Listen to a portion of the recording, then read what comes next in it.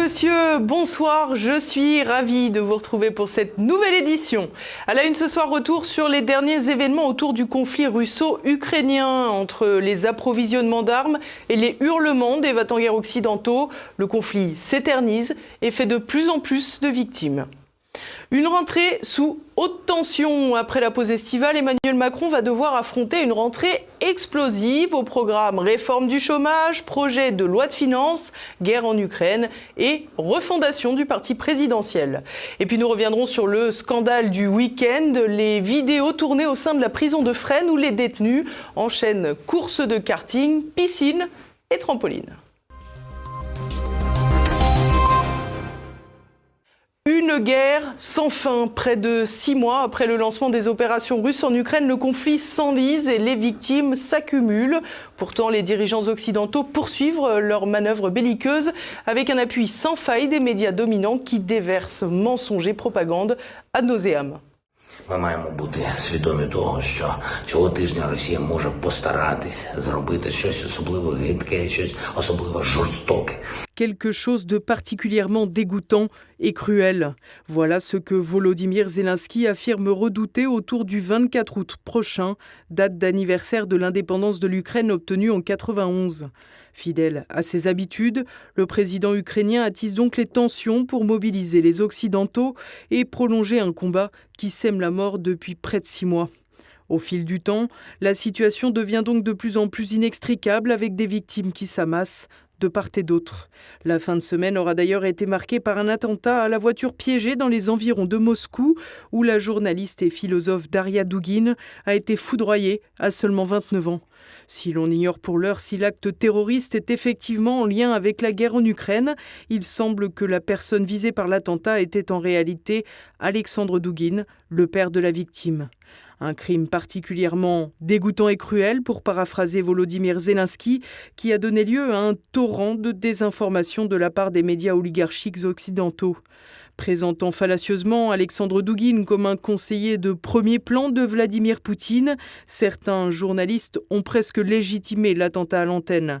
Sur I24 News, une chaîne de Patrick Drahi, comme BFM TV, un certain Cyril Aslanov, professeur à Aix-en-Provence, a mélangé insultes et mensonges avec la quasi-approbation du présentateur. C'était une fille tout aussi détraquée que son père dans l'apologie de la violence et du génocide à l'égard des Ukrainiens. Parce que c'est ça, en fait, que prenaient la fille et le père. Des propos orduriers et surtout fallacieux. En effet, une vidéo d'une émission à laquelle participait Daria Dugin a circulé sur les réseaux sociaux avec une fausse traduction prêtant des propos extrêmes à la jeune femme alors qu'elle plaidait en réalité pour l'idée d'un tribunal, à l'image de La Haye, pour punir les crimes de guerre. L'attentat est également utilisé désormais par les porte-flingues du système pour porter une critique contre Vladimir Poutine et sa politique sécuritaire prétendument mise en échec, le tout en suggérant à demi-mot que le président russe ou ses proches pouvaient aussi être les commanditaires. La guerre de la communication se poursuit donc dans les bas-fonds des démocraties occidentales et aura visiblement atteint des sommets d'ignominie ces derniers jours. Toutefois, rares sont les voix à s'élever pour dénoncer le délire dans lequel une partie de la planète a sombré avec cette guerre en Ukraine. Une guerre également rythmée par les agitations de menaces de bombes atomiques que Volodymyr Zelensky aime ressasser pour encourager les journalistes aux ordres du système qui manquent parfois de finesse. En témoigne le reportage de France 2. Ce missile planté dans le toit qui n'a pas explosé est tombé à seulement quelques mètres d'un réacteur nucléaire, ici dans ce bâtiment rouge. La voix qui commande ce reportage est celle de Maryse Burgot, reporter de guerre sur le service public depuis des lustres qui ne lui auront toutefois pas appris à faire la différence entre une cheminée endommagée et un missile qui n'a pas explosé. Regardez bien les premières images, il y a la même cheminée à côté, mais pas abîmée. Voilà donc encore un bel exemple de mensonge et de propagande sur lequel l'Arcom, anciennement CSA, ne devrait pas se pencher, applaudissant dès demain cet unanimisme médiatique sur la guerre en Ukraine qui sème pourtant le chaos. De même, les prétendus experts attendus à la centrale de Zaporijjia ne devraient pas apporter de rationalité au conflit. En effet, soit ils appuieront les mensonges occidentaux, soit ils repartiront. Au début de l'été, l'organisation Amnesty International avait d'ailleurs consenti à relever des crimes de guerre des deux côtés des belligérants, une évidence qui avait pourtant conduit à une levée de boucliers en Ukraine, puis chez ses prétendus alliés occidentaux, qui maintiennent pourtant le pays dans la guerre, tant par l'envoi permanent d'armes que par la propagande éhontée qu'ils promeuvent. Emmanuel Macron au pied du mur. Les rendez-vous de la rentrée sont multiples et délicats. Guerre en Ukraine et choc énergétique, réforme du chômage et examen du budget sans majorité absolue. Tour d'horizon avec Olivier Frère-Jacques. Une rentrée de tous les dangers pour le président Macron, après un premier quinquennat marqué par des événements exceptionnels, mouvement des Gilets jaunes, crise sanitaire, puis enfin guerre en Ukraine. Le président de la République entre dans la seconde partie de son règne entouré d'incertitudes. Alors qu'il ne détient plus la majorité absolue à l'Assemblée, le président va devoir compter sur des votes au cas par cas. En ligne de mire, sa réforme du chômage pour laquelle il devrait, selon toute vraisemblance, chercher le soutien des Républicains. Viendra ensuite l'examen du projet de loi de finances en octobre, puis le projet de loi de finances de la sécurité sociale. Un exercice déjà laborieux lorsque l'on détient la majorité absolue, mais qui pourrait s'avérer un peu plus délicat pour l'exercice à venir. Un grand chantier de la rentrée sera aussi la question énergétique. La crise de l'énergie, conséquente de la guerre en Ukraine et des sanctions infligées par les pays occidentaux, contraint l'exécutif à accélérer la manœuvre en la matière avec notamment le projet de loi présenté par le gouvernement Borne le 12 août en forme de plan d'urgence prévoyant le recours massif à l'éolien. Une mesure controversée qui pourrait être l'objet de passes d'armes parlementaires. L'énergie, conséquence de la guerre en Ukraine, mais pas seulement. Sur la question de ce conflit russo-ukrainien, le président s'est exprimé vendredi à Bormes-les-Mimosas dans le Var.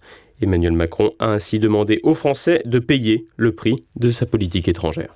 Et unis, accepter de payer le prix de notre liberté et de nos valeurs. Payer le prix d'une guerre qui n'est pas la leur, voilà la demande formulée par le président, une demande exorbitante, alors que le pays va être touché par une secousse inflationniste inédite. De 6% en juillet sur l'année écoulée, la France, encore relativement épargnée par rapport à ses voisins, devrait mécaniquement voir ce niveau augmenter à la faveur de l'augmentation du coût de l'énergie et de l'augmentation des prix généralisés dans la zone euro-occidentale. Réforme nationale, contexte international délicat, mais aussi refondation du parti macroniste. En Marche, devenu La République En Marche, devenu Renaissance lors de la campagne présidentielle de 2022, va être réorganisée pour s'inscrire dans le temps long. Une tâche délicate à laquelle vont s'atteler Elisabeth Borne et les ténors de la majorité dès samedi à Metz. Une tâche complexe, alors que la spécificité du parti présidentiel est la personnification du pouvoir autour de l'image d'Emmanuel Macron, et que le reste du parti est essentiellement fait de personnalités recyclées de centre-gauche et de centre-droit. Il semblerait surtout que le président veuille serrer les rangs pour s'assurer un appareil efficace pour les années à venir. Sans Emmanuel Macron, son parti risque de péricliter et lui n'a aucun intérêt à ce que la structure lui survive. Il devrait donc y avoir des cadres de Renaissance qui jouent des coudes pour tenter leur chance pour 2027 et les pions commencent déjà à se déplacer sur l'échiquier avec celui qui semble l'héritier naturel, Édouard Philippe, et qui dispose de son propre parti, Horizon. Mais dans l'histoire de la Ve République, le sortant soutient rarement avec enthousiasme le candidat de sa famille politique, à l'image de François Mitterrand, vis-à-vis de Lionel Jospin, puis de Jacques Chirac, vis-à-vis de Nicolas Sarkozy. Mais la perspective de 2027 demeure lointaine et dans l'immédiat, c'est surtout le jeu d'équilibre parlementaire qui devrait occuper le président et sa majorité. Une bataille récurrente qui aura probablement pour mérite de donner un os à ronger à la majorité et d'éviter l'incontinence législative à laquelle les majorités absolues se livrent habituellement. La prison de Fresnes s'est-elle transformée en colonie de vacances ? Vendredi, la diffusion d'images montrant des détenus au volant de cartes dans l'enceinte du centre pénitentiaire a fait scandale. Le ministre de la Justice a même ouvert une enquête. Explication de Vincent Moulier.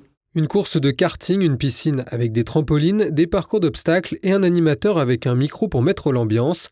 Voilà quelques-unes des activités auxquelles se sont adonnés fin juillet les détenus de la prison de Fresnes, l'un des plus grands centres pénitentiaires de France, situé dans le Val-de-Marne. Publiée vendredi sur YouTube, la vidéo de cet événement est conçue comme un véritable show télévisé, les organisateurs s'étant inspirés de l'émission Koh-Lanta pour en mettre au point une version détournée. Leur but, faire s'affronter délinquants et forces de l'ordre dans un jeu plutôt que dans la rue. À l'origine de ce Colantes, Djibril Dram, un ancien joueur de football. L'individu n'en est pas à son coup d'essai. Le 11 juillet dernier, une précédente édition de Colantes avait déjà été partagée en ligne. Les amis, cette épreuve est très très simple.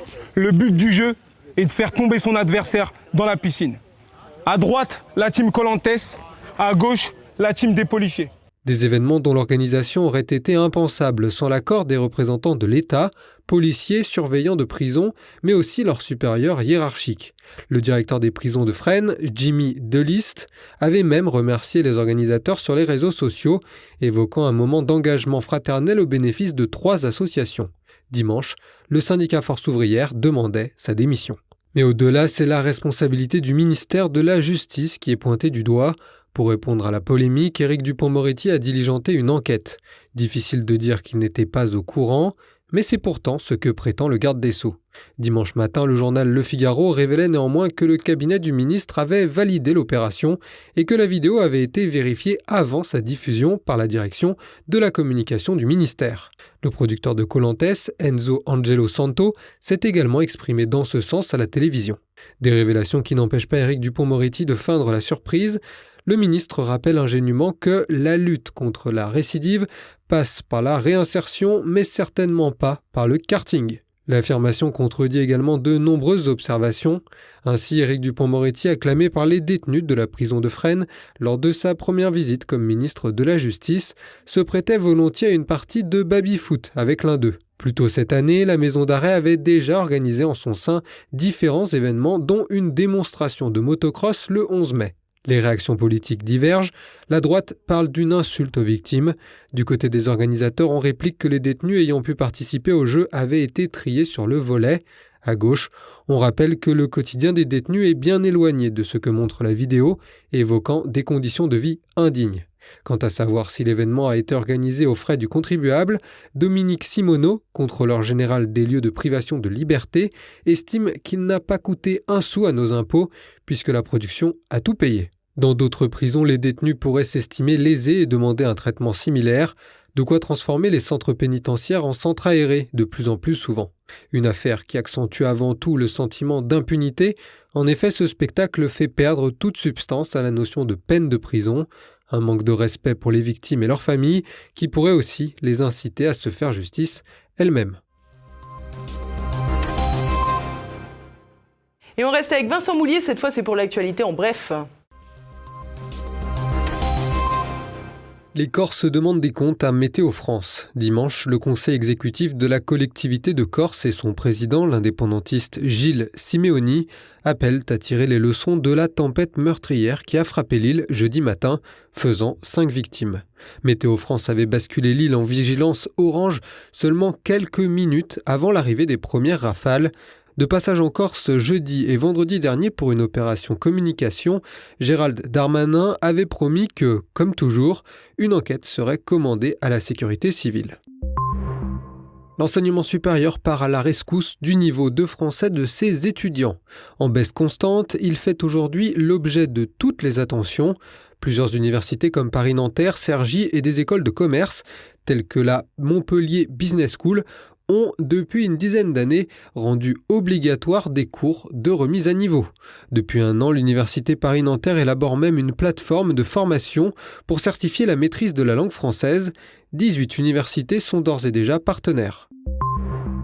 Des étudiants illettrés et des lettres qui quittent les plateaux télé. Déchiffrer des lettres quitte sa plage quotidienne de diffusion télévisée après plus de 50 ans d'existence. La célèbre émission de France 3, très appréciée par nos aînés, laissera sa place à une nouveauté à partir du lundi 29 août. Le plus ancien divertissement de la télévision ne tire pas complètement sa révérence. Les téléspectateurs pourront le retrouver le samedi et le dimanche à 17h15. Néanmoins, cette rentrée se fera avec de nouveaux animateurs.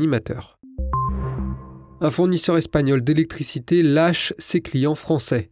Iberdrola a annoncé vendredi dernier qu'il ne renouvellerait pas ses contrats en raison de la hausse des prix de l'énergie induite par la guerre en Ukraine. Principal concurrent d'EDF en France, Iberdrola n'était plus en mesure de garantir ses tarifs avantageux. Une nouvelle espèce de dinosaure découverte en Argentine. Il s'agit d'un dinosaure cuirassé dénommé jacapil. L'annonce a été faite par des paléontologues dans la revue Scientific Reports le 11 août. La créature était bipède, recouverte de plaques osseuses, mais affichait le poids d'un chat domestique pour une taille d'environ 1,50 m de long, queue comprise. Le jackapile aurait vécu durant le Crétacé entre 94 et 97 millions d'années avant notre ère. Son nom a été choisi en référence à 2 langues autochtones.